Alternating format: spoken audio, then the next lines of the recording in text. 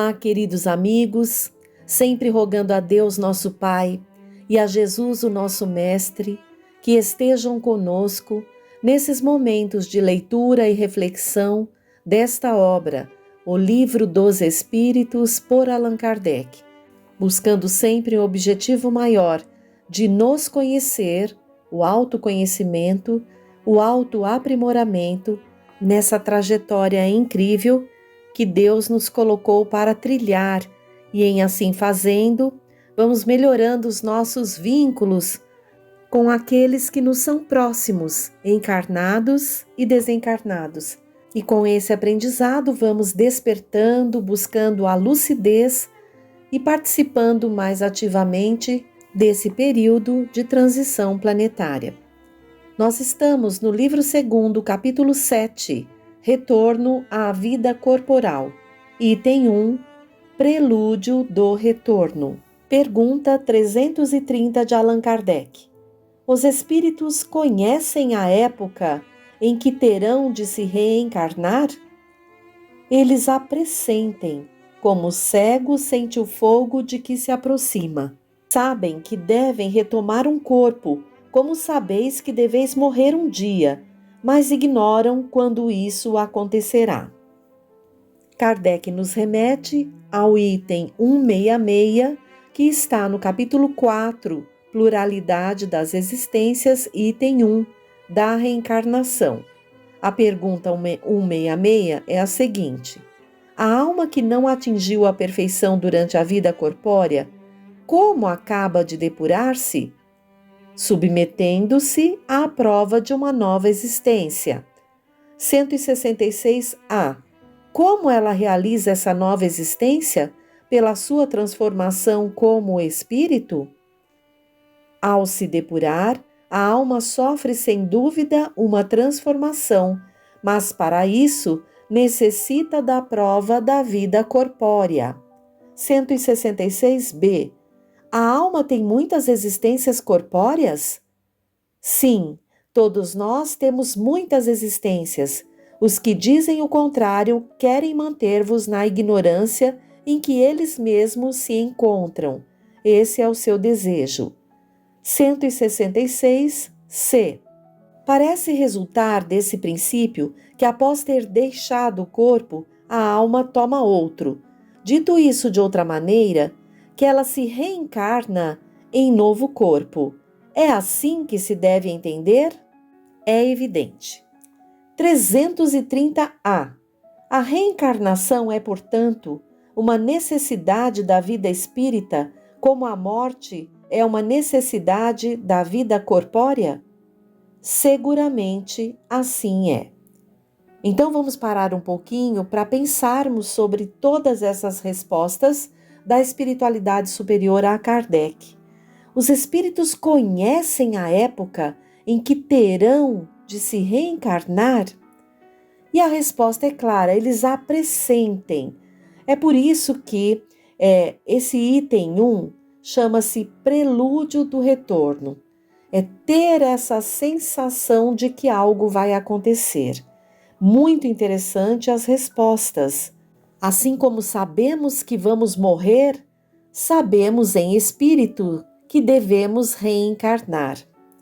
Não conseguimos evoluir de outra forma, e nós fomos criados simples e ignorantes para alcançarmos, através da evolução, a condição de espíritos perfeitos. 331. Todos os espíritos se preocupam com a sua reencarnação? Há os que absolutamente não pensam nela, que nem mesmo a compreendem. Isso depende de sua natureza mais ou menos avançada. Para alguns, a incerteza quanto ao futuro é uma punição. Então vejam, dependendo do grau de lucidez, de despertar do espírito, ele nem mesmo compreende, não pensa nisso, não tem confiança e pode sentir uma incerteza quanto ao futuro e sofrer. Não há perspectiva quanto ao futuro. E isso sim seria então a punição de que a espiritualidade superior fala, não há alegria, não há esperança. Outros que já conseguem compreender um pouco melhor, preocupam-se sim com a reencarnação, solicitam novas oportunidades, muitos imploram novas oportunidades para poderem reparar os equívocos, os enganos, passar por novos aprendizados para darem seguimento ali ao progresso, porque todos somos chamados ao progresso, conscientes ou não dessa trajetória. Pergunta 332. O espírito pode abreviar ou retardar o momento da reencarnação?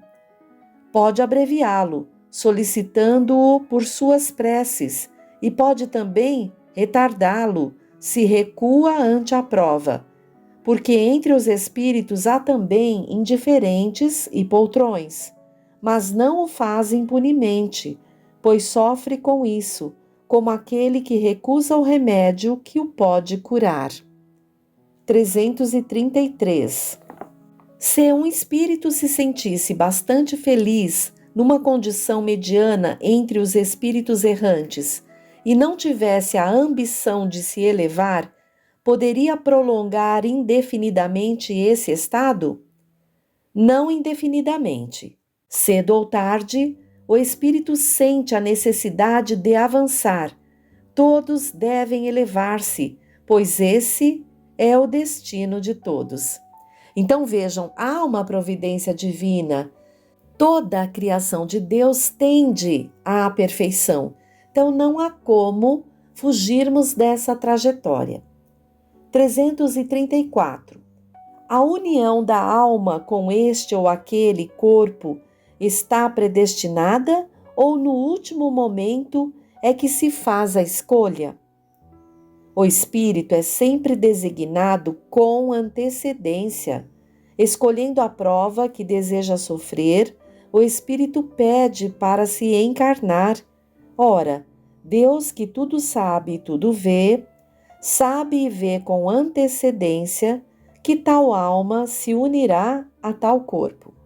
Então vejam, é que temos um ponto de vista bastante estreito e não conseguimos compreender a grandiosidade, a onipotência, a onisciência de Deus, que já prevê todo o processo de todos os seus filhos, porque todos nós estamos imersos nessa atmosfera divina como num oceano, algo que, uma pedrinha que cai, reverbera e esse oceano sente, sabe o que aconteceu, né? Pergunta 335 de Allan Kardec. O espírito tem o direito de escolher o corpo ou somente o gênero de vida que lhe deve servir de prova? Ele pode escolher também o corpo, porque as imperfeições do corpo são provas que o ajudam no seu adiantamento se ele vencer os obstáculos encontrados. Mas a escolha nem sempre depende dele, que pode pedi-la. 335A. Pode o espírito, no último momento, recusar o corpo escolhido? Se o recusasse, sofreria muito mais do que aquele que não tivesse tentado nenhuma prova. 336. Poderia acontecer que um corpo que deve nascer não encontrasse espírito para encarnar-se nele? Deus proveria a isso.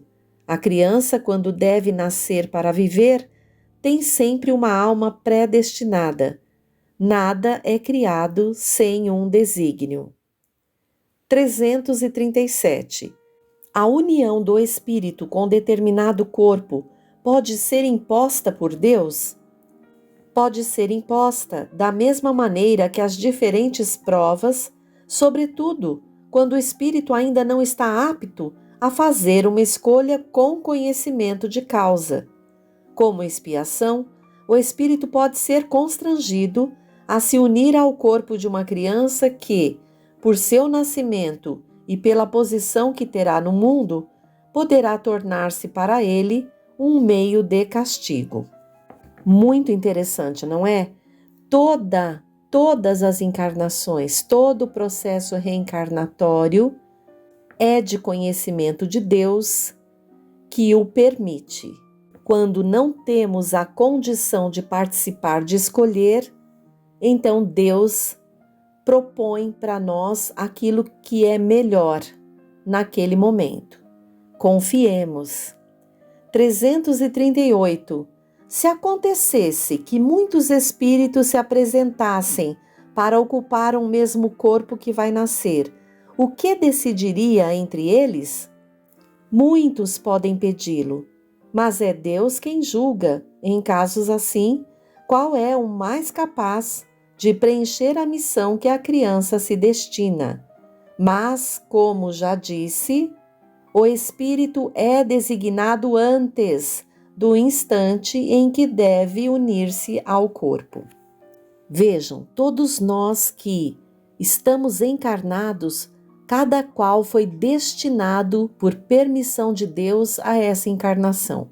Ninguém está no corpo errado, na vida errada, com as pessoas erradas, nem nada. E muitas vezes não estamos valorizando a oportunidade.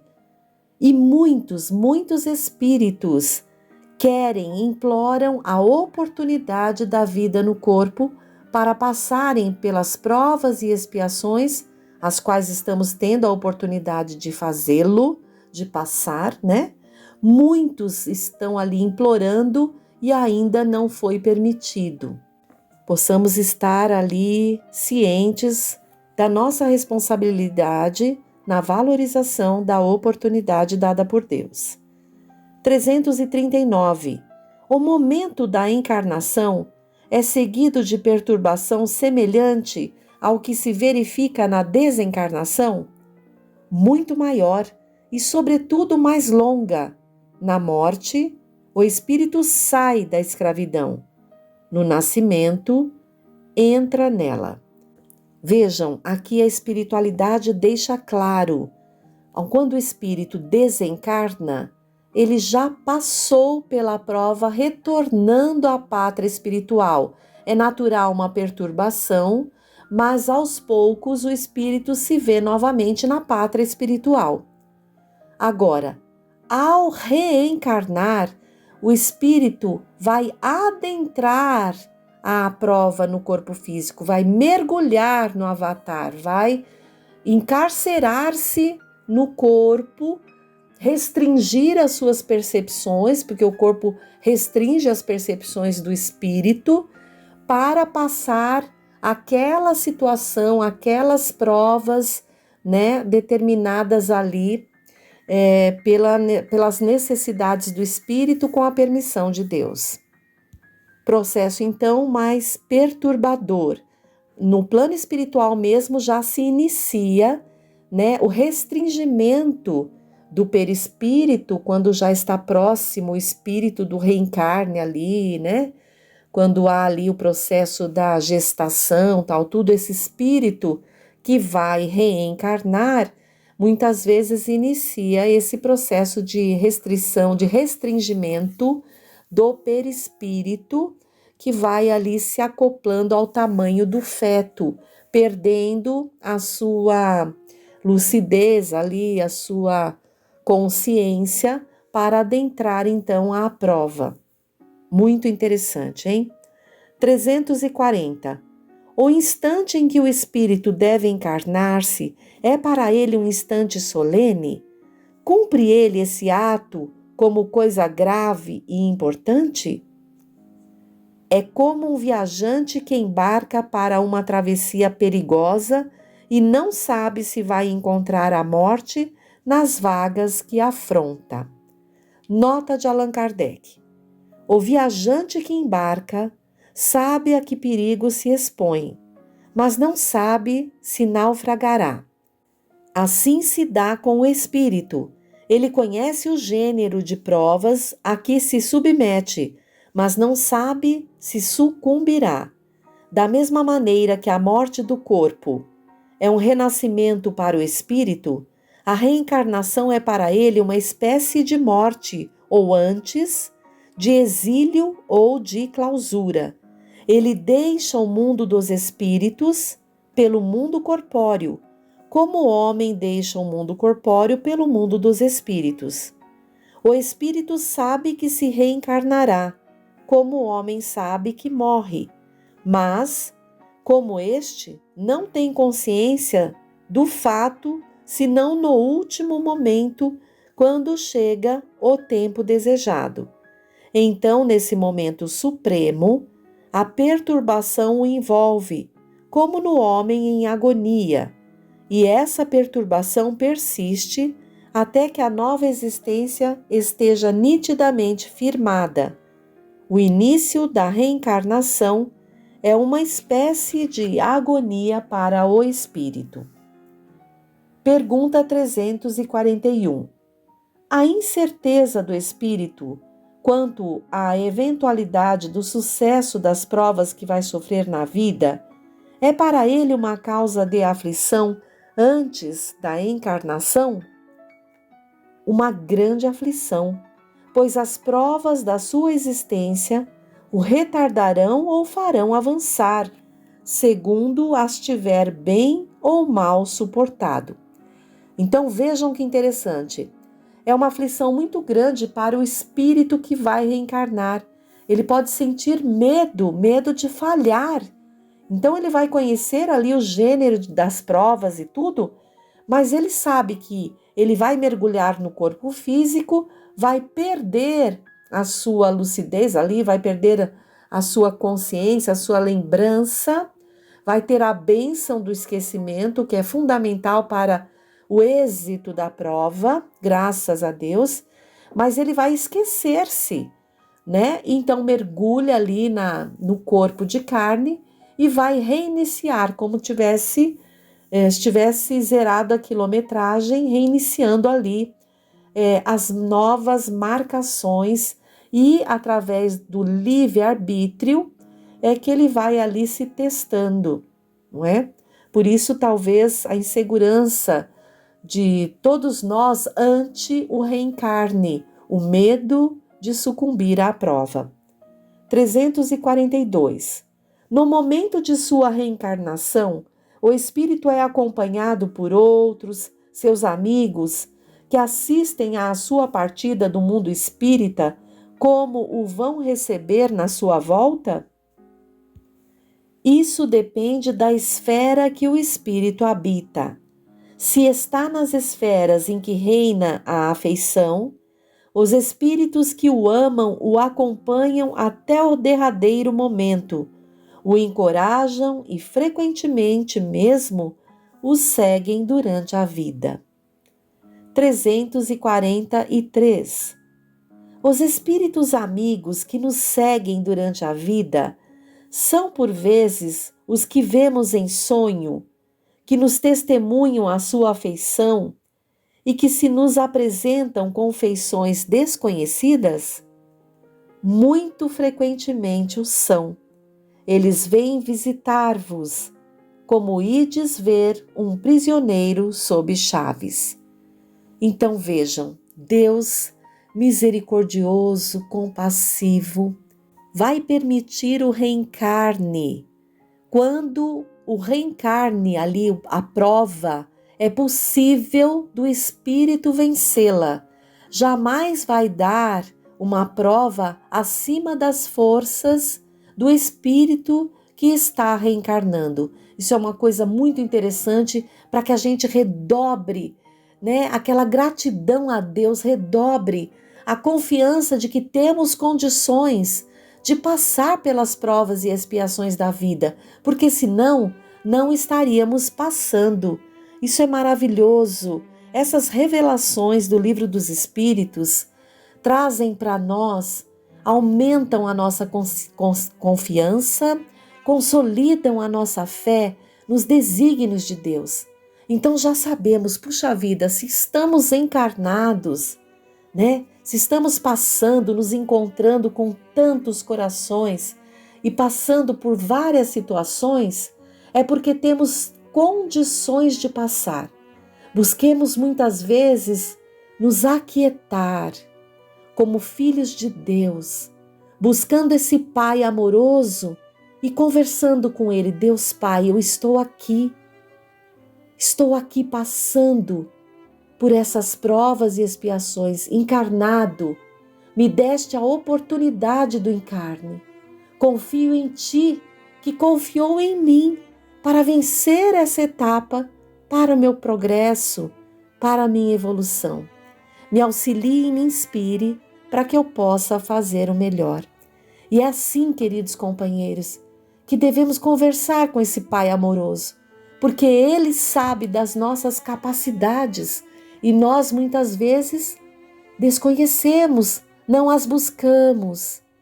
Então, precisamos muitas vezes dar uma paradinha, nos aquietar e nos religar a Deus, esse Pai amoroso, confiando sempre no seu Filho maior, o Mestre Jesus, que por amor veio a nós e exemplificou-nos, nos mostrou os caminhos para facilitar a nossa jornada evolutiva nesta encarnação como em todas as outras. Por hoje ficamos por aqui. Abraço forte e confiemos em Deus.